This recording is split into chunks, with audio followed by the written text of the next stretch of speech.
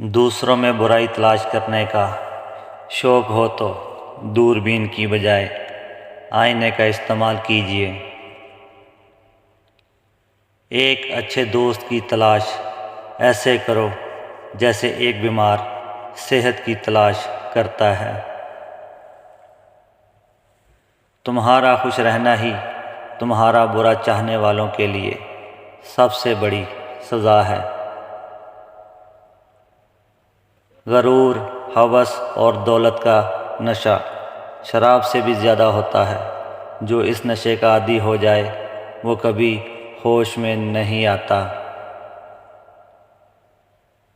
یتیم اور مسکین بچوں کو، بزرگوں کو اور کسی سائل فقیر کو صرف ان 3 بندوں کو روٹی کھلا دو، رزق غیب سے آنا شروع ہو جائے گا۔ عزت اصل وہ ہوتی ہے جو انسان کو اللہ پاک کے دربار میں حاضر کرے، اور ذلت وہ ہوتی ہے جو انسان کو خدا سے غائب اور غافل کر دے۔ ناظرین، کسی کی خامیاں ذہن میں رکھنے کی بجائے درگزر کرو، کیونکہ تم بھی تو اپنے پروردگار سے یہی امید رکھتے ہو۔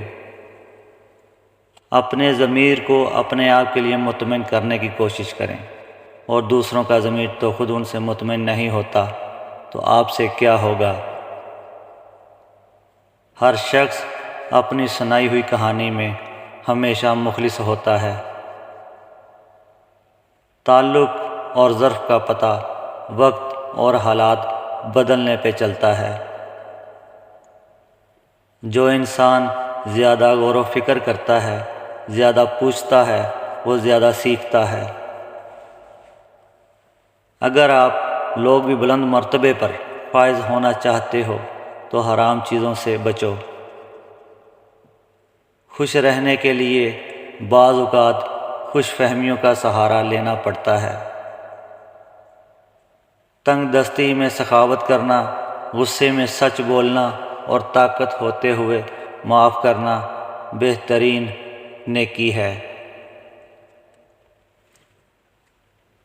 گھر میں برکت چاہتے ہو تو مہمان کی خدمت خوش اسلوبی سے کرو۔